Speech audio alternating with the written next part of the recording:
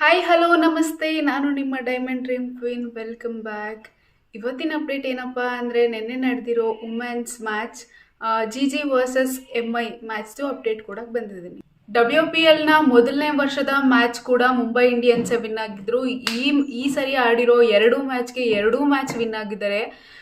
ನೋಡೋಣ ಏನಾಗುತ್ತೆ ಅಂತ. ತುಂಬ ಚೆನ್ನಾಗಿ ಆಡ್ತಿದ್ದಾರೆ.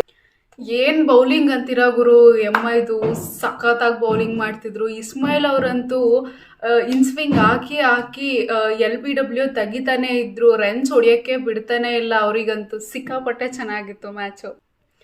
ಕೇರ್ ಅಂತೂ ಏನ್ ಬೌಲಿಂಗ್ ಗುರು, 4 ವಿಕೆಟ್ ತೆಗ್ದಿದ್ದಾರೆ. ಸಖತ್ತಾಗಿ ಬೌಲಿಂಗ್ ಮಾಡ್ತಿದ್ರು. ಬೆಂಕಿ ಬೌಲಿಂಗ್ ಅಂತಾನೆ ಹೇಳ್ಬೋದು. ಇನ್ನು ಜಿ ಅವ್ರ ಟೀಮ್ ಬಗ್ಗೆ ಹೇಳೋದಾದ್ರೆ, ಫಸ್ಟ್ ಮ್ಯಾಚ್ ಅಂತ ನರ್ವಸ್ ಆಗಿದ್ರು ಅಥವಾ ಲೈಟಾಗಿ ತೊಗೊಂಡಿದ್ರೋ ಗೊತ್ತಿಲ್ಲ, ಏನೋ ಅಷ್ಟು ಚೆನ್ನಾಗಿ ಆಡಲಿಲ್ಲ. ಇನ್ನು ಜಿ ಅವರು 20 ಓವರ್ಗೆ 126 ರನ್ ನೋಡಿದು ಫಸ್ಟ್ನೇ ಬ್ಯಾಟಿಂಗ್ ಮುಗಿಸಿದ್ರು. ಇನ್ನು ಸೆಕೆಂಡ್ನೇ ಬ್ಯಾಟಿಂಗ್ ವಿಷಯಕ್ಕೆ ಬರೋದಾದರೆ 18.1 ಓವರ್ಗೆ 129 ರನ್ ನೋಡಿದು MI ವಿನ್ ಆದರು. ಸಖತ್ತಾಗಿ ಬೌಲಿಂಗ್ ಮಾತ್ರ ಸಿಕ್ಕಾಪಟ್ಟೆ ಸಖತ್ತಾಗಿತ್ತು.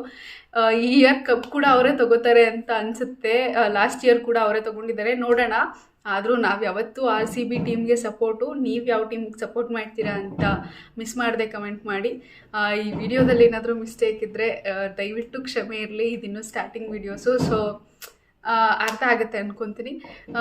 ನೆಕ್ಸ್ಟ್ ವಿಡಿಯೋದಲ್ಲಿ ಸಿಗ್ತೀನಿ. Thanks for watching. Bye bye.